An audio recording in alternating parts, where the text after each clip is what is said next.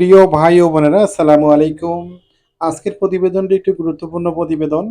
কারণ আপনারা অনেকেই আমাদের কাছে একটি কমেন্ট করে থাকেন যে ভাই, আমরা যারা নতুন উদ্যোক্তা হিসাবে গরু বা ছাগলের খামার করতে চাই, আমরা ছাগল বা গরুর মধ্যে কোন খামারটি করলে আমরা স্বল্প সময়ে সর্বোচ্চ পরিমাণে লাভবান হব বা লাভ করব। জি ভাই, সে বিষয়টি আমরা আজকে আমাদের প্রতিবেদনের মাধ্যমে বাস্তব ভিত্তিক প্রমাণসহ আজকের প্রতিবেদনটি উল্লেখ করব। অবশ্যই আপনারা আমাদের সম্পূর্ণ প্রতিবেদনটি দেখবেন।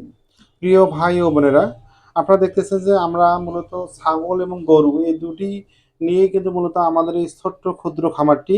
এখন বিষয় হচ্ছে যে আমরা ছাগল এবং গরুর মধ্যে কোন খামার বা কোন প্রজেক্ট বা কোনটি হতে সর্বোচ্চ পরিমাণে লাভ পাচ্ছি সেটি যদি আমরা বাস্তব ভিত্তিক বলি, তার আগে বলবো যে আপনি খামার তৈরি করার পূর্বে আপনার যে কাজটি করতে হবে। কারণ আপনি চাইলে আপনি ১০টি গরু এবং ১০টি ছাগল এনে সরাসরি যখন গরু বা ছাগলের খামার করবেন, তখন কিন্তু আপনি বিপদগ্রস্ত হবেন। কারণ বাস্তবভিত্তিক যদি প্রশিক্ষণ বা বাস্তবভিত্তিক যদি কোনো সেই বিষয়টি সম্পর্কে আপনাদের ধারণা না থেকে থাকে, তাহলে আপনারা কিন্তু সেই ছাগল বা গরুর খামারে যতই চেষ্টা করেন, কোনো লাভবান হতে পারবেন না। অতএব আপনি যখন ছাগলের খামার বা গরুর খামার করবেন, তখন সর্বপ্রথম যে কাজটি করতে হবে, আপনাদেরকে একটি বা দুটি ছাগল বা একটি বা দুটি গরু ক্রয় করতে হবে। একটি বা দুটি গরু যখন তাকে লালন পালন করার ক্ষেত্রে বিভিন্ন ধরনের রোগ ব্যাধি, তার খাওয়ার অভ্যাস, তার খাদ্যাভ্যাস বা বিভিন্ন ধরনের বিষয়গুলো যে রয়েছে গরু বা ছাগলের খামারের মধ্যে, সেগুলো সম্পর্কে যখন আপনাদের বাস্তবভিত্তিক ধারণা হবে, তখন আপনি ক্রমানুসারে অবশ্যই বেশি পরিমাণে ছাগল বা গরু আপনাদের খামারে প্রবেশ করাতে পারবেন। সেক্ষেত্রে আপনি সর্বোচ্চ পরিমাণে লাভ করবেন। এখন মূল বিষয় হচ্ছে যে ছাগল বা গরুর কোন খামারটি করবেন। আমরা যদি বলি যে ছাগল বা গরুর খামারের মধ্যে সবচেয়ে বেশি লাভ যদি বাস্তবভিত্তিক হয়, তাহলে আমাদের ছাগলের খামারে। কারণ ছাগলের খামারে আমরা বছরে দুবার বাচ্চা পাই এবং সেটি বাচ্চাগুলো ৬ মাস পর পর আপনি বিক্রয় করতে পারবেন। আর গরুর খামার করতে চাইলে আপনারা অবশ্যই গরু মোটাতাজাকরণের যে খামারগুলো করা হয় থাকে, সেগুলোতে সর্বোচ্চ পরিমাণে প্রফিট হয় আমরা দেখেছি। এখন বিষয় হচ্ছে যে আপনি ছাগলের খামার করলেন, এখন যদি লাভ করতে চান তাহলে অবশ্যই আপনাকে তার ওষুধ প্রক্রিয়া, অর্থাৎ ছাগলকে কোন ধরনের খাদ্যগুলো দিতে হবে, তার সঙ্গে সঙ্গে অবশ্যই তাকে জিঙ্ক খাওয়াতে হবে, তাকে ক্যালসিয়াম খাওয়াতে হবে, তাকে বিভিন্ন ধরনের মিনারেল খাওয়াতে হবে, তাকে অবশ্যই লিভার টনিক খাওয়াতে হবে, অবশ্যই তাকে কৃমিনাশকের জন্য যে ওষুধগুলো রয়েছে সেগুলো প্রয়োগ করতে হবে। আর এইগুলো বিষয়ে যদি আপনারা অবশ্যই ধারণা না থাকে আপনাদের, তাহলে আপনারা কিন্তু গরু বা ছাগলের খামারে যতই চেষ্টা করেন কোনো লাভ হবে না। আর ছাগলের খামারে সবচেয়ে বেশি পরিমাণে লাভ কোন ছাগলের মধ্যে হয় সেটি যদি আমরা বলি, তাহলে হচ্ছে ব্ল্যাক বেঙ্গল জাতের ছাগল, অর্থাৎ দেশীয় মানের ব্ল্যাক বেঙ্গল জাতের ছাগল দিয়ে আপনি আপনার ছাগলের খামারটি শুরু করতে পারেন। কারণ ব্ল্যাক বেঙ্গল ছাগল সর্বোচ্চ বাচ্চা উৎপাদনশীল একটি জাত। এর পাশাপাশি এটি সর্বোচ্চ দুধ উৎপাদনশীল একটি জাত। কারণ ব্ল্যাক বেঙ্গল ছাগলগুলো সাধারণত কম ব্যয়ে, কম খরচে, স্বল্প সময়ের মধ্যে প্রতি বছরে ব্ল্যাক বেঙ্গল ছাগল ২টি করে ৪টি বাচ্চা বা ৩টি ৪টি পর্যন্ত একবারই বাচ্চা প্রসব করে থাকে, যার কারণে আপনি সর্বোচ্চ পরিমাণে সেখানে লাভ পাবেন। আর যদি আপনার ব্ল্যাক বেঙ্গল জাতের ছাগলগুলো লালন পালন করেন, সেগুলোর কিন্তু বিভিন্ন ধরনের ব্যয়গুলো খুব কম, অর্থাৎ দানাদার খাদ্যের প্রয়োজন সেরকম হয় না। আর আমরা যদি গরুর কথা বলি, তাহলে অবশ্যই আপনার হাড্ডিসার গরুগুলোকে মোটাতাজাকরণ করার ক্ষেত্রে সবচেয়ে বেশি প্রফিট করবেন। কারণ হাড্ডিসারের প্রজেক্টগুলো মূলত ২ থেকে ৩ মাস বা সর্বোচ্চ ৪ মাস হয়ে থাকে। আর এই ২ থেকে ৩ মাসের বা ৪ মাসের মধ্যে আপনি তাদেরকে যে খাদ্যগুলো খাওয়াবেন সেগুলোর একটি হিসাব রাখবেন এবং আপনি সেগুলোকে দেখবেন ২ বা ৩ মাস পরে আপনার ব্যয় এবং আয়ের পার্থক্য দেখবেন। সেক্ষেত্রে আপনি যদি দুধের খামার করেন, তার চেয়ে আপনারা কিন্তু মোটা তাজাকরণের খামারে সবচেয়ে বেশি পরিমাণে লাভ করবেন নতুন যারা উদ্যোক্তা। এখন বিষয় হচ্ছে যে গাভীর খামারে, অর্থাৎ গরুর খামারে কি লাভ সেরকম হয় না? জি ভাই হয়। কিন্তু গাভীর খামার হলে বিভিন্ন রোগ ব্যাধি সম্পর্কে ধারণা থাকতে হবে।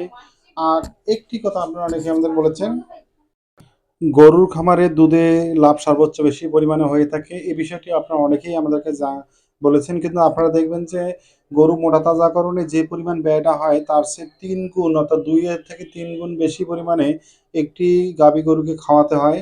আর সেই গাভী গরুটি কিন্তু ম্যাস্টাইটিস থেকে শুরু করে বিভিন্ন ধরনের যে রোগগুলো রয়েছে সেই রোগগুলো কিন্তু আক্রান্ত হয়। অনেক সময় ক্যালসিয়াম ফল্ট করে থাকে।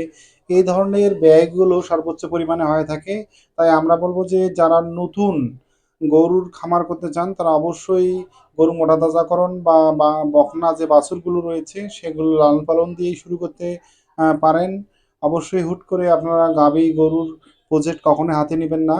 আর যদি গাভী গরুর প্রজেক্ট হাতে নিতে চান তাহলে অবশ্যই ১ থেকে ২ টি গাভী গরু নিয়ে আপনারা ১ম প্রজেক্ট শুরু করবেন। এরপরে যখন বাস্তবভিত্তিক প্রমাণ বুঝবেন যে আপনার গরুটিতে লাভ হচ্ছে কি লস হচ্ছে, তারপরে যদি লাভ হয় তারপরে আপনারা অবশ্যই গাভী গরুর প্রজেক্টগুলো শুরু করবেন। আর একটি কথা বলব আমরা যে ছাগলের মধ্যে আপনি চাইলে তোতাপুরি বা হরিয়ানা যে উন্নত মানের জাতগুলো রয়েছে সেগুলো লালন পালন করার পূর্বে অবশ্যই আপনাকে যে কাজটি করতে হবে সেটি হচ্ছে যে ব্ল্যাক বেঙ্গল জাতের ছাগল লালন পালন করা।